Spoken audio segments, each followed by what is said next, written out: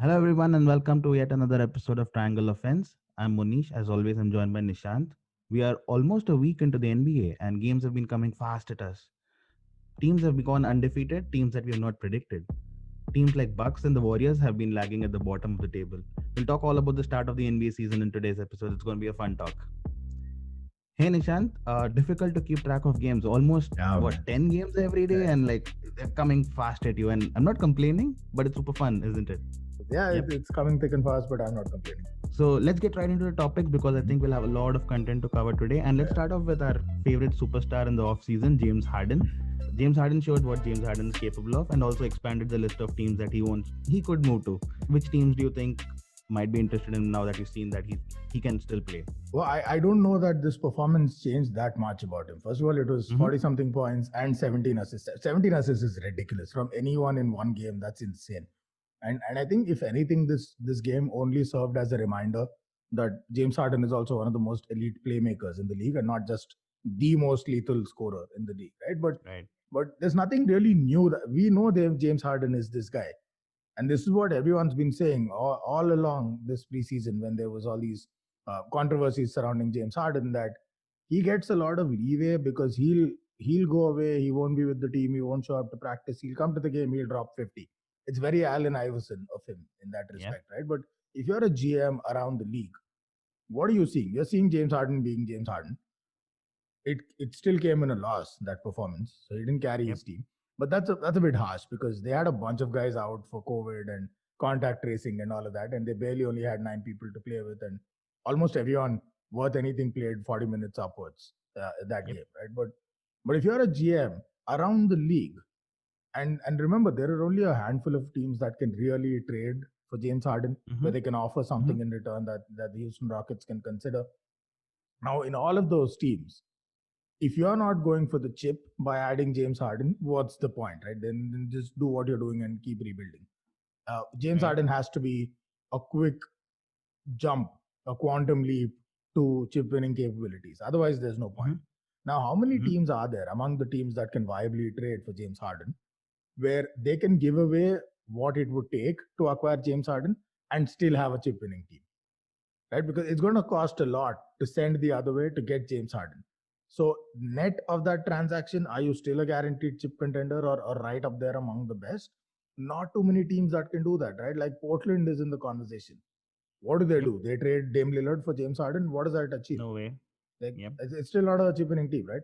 The only way they're going for the championship is if they keep Dame Lillard and somehow get James Harden. But then what Mm-hmm. do they give up in the process? CJ is gone for sure, then, right? Because he's the Right. next big name there. Who else do they give up? Like a bunch of role players, right? Because outside of Dame Lillard and CJ, there's no real star quality there in Portland. Mm-hmm. So then they trade pretty much all of their role players and CJ. Now you have Dame Lillard and James Harden, firebrand backcourt. Mm-hmm. But do you really see that integrating? No. So I think that's where the dilemma lies. And also, um, I think at some point this is going to end up with Houston either forcing him to stay or Mm-hmm. them finally dropping their expectations. Because right now, I think the way Houston seem to be negotiating and what I'm gauging from how long this is taking is if you're Portland, Houston are probably saying, give us Lillard plus plus and we'll give you Harden because that's what he's worth. Mm-hmm. And Portland are like, well, Mm-hmm. there's no point, right? And Yep. this seems to be happening across the league. So as a GM, there's nothing new that you would have learned about James Harden, except that he can marshal an offense pretty much like no other. He's right up there at the top. Right? If you watch the game, if you watch those performances, it's almost LeBron like how James Harden Mm-hmm. uses screens, he uses flare screens to get the switch that he wants off the pick and roll. And he did Mm-hmm. there was this one sequence where he did it 3 times, 3 screens until he got the switch that he wanted. Then he drove in because that Mm-hmm. switch also means that his big man Wood now has a mismatch in the low post.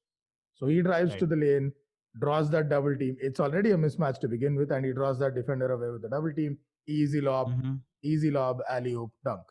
It's just that easy for James Harden. When you're James Harden, you get the switch that you want because you can read the play and make calls like no other. You can dribble like Mm-hmm. pretty much no other. And because of the threat that you are, you'll draw double teams routinely, which means you kick it out, easy assist, pocket. Yep. That was probably the subtlest reminder that he's given to GMs. But there's still the dilemma of how do you integrate James Harden into your team and What are you going to have to give up to get James Harden? And are you still a chip contender net in that transaction? I don't think too many teams are very confident of this right now. Right, and given the way that Rockets play, I don't think they're going to complain if James Harden's going to stay and perform the way Right. he did, right? Because they were down a few people, like you said. Yeah. John Wall didn't play, DeMarcus Cousins didn't play, and still they gave Portland a run for their money, who's pretty much a playoff team. So I'm not complaining if Rockets decide to keep him. An unhappy Harden, if he gives you 50 points, I'll take it. Yeah, but I that's the thing, right? This was James Harden probably just pissed off with all of the slander and all of the Mm-hmm. nonsense that was spoken about him, right? And this was Mm-hmm. James Harden just reminding everyone that on the court, he is still that guy. He is still Mm-hmm. that monster and a Mm-hmm. consummate professional because I think this part is easily overlooked about Harden. When was the last time Harden really load managed when you think about it? Yeah, And never. we talk about I can't LeBron's think of it. Yeah. durability. When was it that Mm-hmm. Harden missed a run of games because of injury either? Right. He's been around since forever in this league. So Yep. this part's easily overlooked. So I think he just wanted to come out and shut people up. I don't know if you can expect this to carry all the way through the season if he's forced to stay. It Mm-hmm. could be part audition, part reminder to GMs of who he is, and part just a warning shot to everyone to shut the hell up and not disrespect him, saying is he really that player anymore just because he's not shown up on that court for a while. Right. So that was James Harden and Houston Rockets. Will keep a close eye on them. Yeah. He might probably stay there, which is my bet, but Hmm. very likely he might move somewhere. And like you said, I don't think like how many teams has he touched now? Denver Nuggets, Portland, Knicks, Yeah, like I said, he's one Philadelphia. weekend away from including NFL teams in the list that he's okay with going to.